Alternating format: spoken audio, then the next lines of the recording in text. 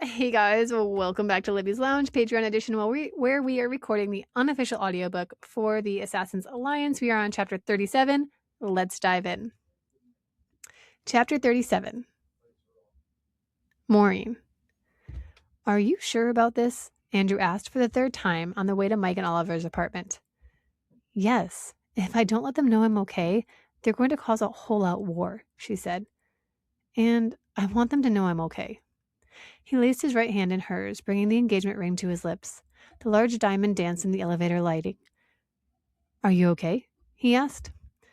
There wasn't a good answer to that. She would never be okay as long as Catherine lived under Rosemary. Maureen's entire life had a single goal now: get her back. But in the same breath, she could never bring Catherine back, not without destroying everything else she held close. I'm not dead, she answered, and gave him a wicked smile. He pressed his lips to her forehead, wrapping her in his arms. It'd been 2 weeks since she'd kicked him out of her apartment. When she'd finally shown up at his residence, days after dealing with Elijah, Andrew dropped to his knee and proposed. Maureen wanted to ask if Francis had told him to, but she didn't want to know if this was all a lie too. The elevator opened and she tugged him forward. Anxiety swirled in her stomach as she approached the door. They weren't expecting her. She wanted to catch them off guard and limit their ability to dig too deep into anything beside their excitement to see her. With a deep breath, she knocked. Voices could be heard on the inside, and a smile crept onto her face. The door swung open, and a woman Maureen didn't recognize looked at them with uncertainty. Maureen's eyes dropped to her very round stomach beneath a large t-shirt and sweats, and a hollowness inside her roared in jealousy. Who is it? Mike's voice called. Maureen pulled her gaze up, looking past the woman, and locked eyes with Mike. The world fell silent, the roaring in her gut fading. Disbelief painted across his face, and the crash of ceramic broke the moment as the serving plates in his hands fell. Mike pushed past the woman in the doorway, ignored Andrew's presence, and wrapped Maureen in a bone-crushing hug that pushed them further into the hall. It'd been so long since someone had hugged her like that, and she returned the embrace, her body shaking. Andrew was still so careful with her as her wound healed, but Mike didn't know about the gunshot. He didn't know anything except she'd been gone far too long. She pressed her eyes closed, soaking in the feeling. I thought they killed you. The words were soft against her ear and filled with raw emotion, pulling her back to the last miraculous appearance after she killed her mother. She hugged him tighter, breathing in the scent that was just Mike, as he stroked her hair. He released the hug, only to move his hands to her face, and she realized she hadn't been shaking. He'd been crying. His thumb stroked her cheek, his tears unabashedly falling. Peter said you were off on some excursion. He searched her face, and too late Maureen realized she hadn't put her mask back on. The pain and self-hatred were painted for the world to see.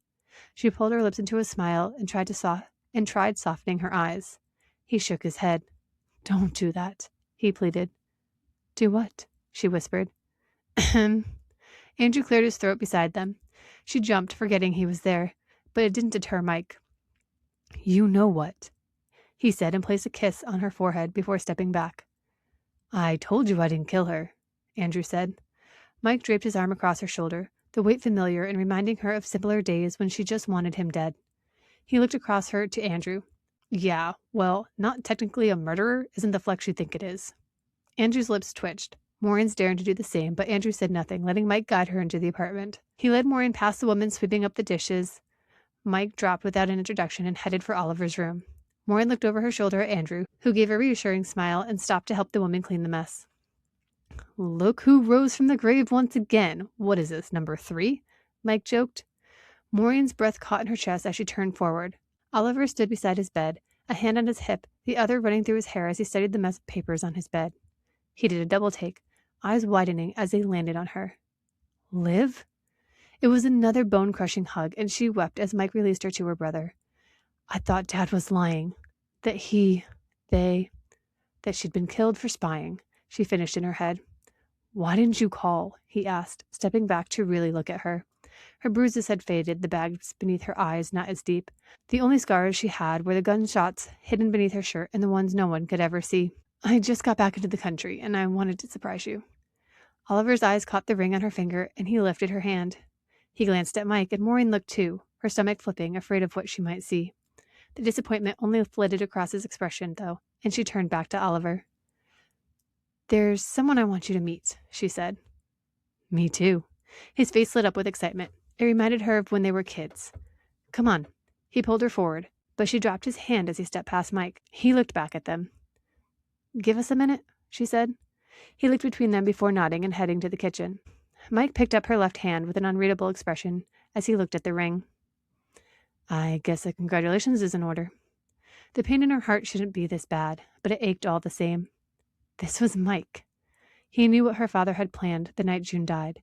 He chose Oliver over her time and time again. But they seemed like such trivial transgressions now. She'd betrayed the entire family and was working for the legacy. She'd cheated on Andrew and gave the accidental child away as a bargaining chip. She'd convinced her entire team to compromise their lifelong oaths of protecting innocent people to endorse Legacy Inc., a company she knew stood in the complete opposition to their morals. She endorsed the man who tortured her and stole her baby and worked side by side with him every day, a smile on her face, just to keep her daughter safe. In hindsight, Mike really wasn't that bad. "Yeah," she said, unable to look him in the eyes. A gentle finger nudged her chin, and she met them anyway. "What happened to you?" he asked softly. "Nothing," she lied, but she couldn't drop her mask in place. Maybe it was seeing the pregnant woman at the door, but the hollow space inside her echoed, begging for her to hear it. "I can see it in your eyes, even when you pull that mask on. I see you, Liv. You were gone for a year."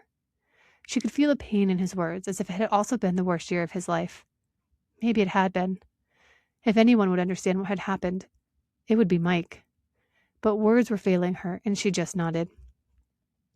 "Did he do something to you?" he asked, leaning closer. The danger in his eyes used to excite her, seeing him willing to do anything to protect her. But she had her own danger now, and what she wouldn't do to go back to when her biggest issue was Mike loving Oliver more than her. She pressed her lips together and shook her head. "Drew would never," she assured. "Then your dad," Mike nearly growled. "Mike, who?" he demanded, his voice breaking as he tried to keep his composure. She reached up and cupped his face, and he tucked his fingers into hers, holding them there. They really could have been something. Maybe in another lifetime. "I can't tell you, but I'm here. I'm grateful to be here," she said, and surprised herself by meaning it. They could have stood there for an eternity, and Maureen would have been content. But she made her choices. She loved Andrew, loved the legacy, and now had a daughter to protect. She swallowed hard. "Now, where is this woman you hated so much?" He held her gaze for a few moments longer, them caressing her hands. She wanted to know what he was thinking, what he was feeling.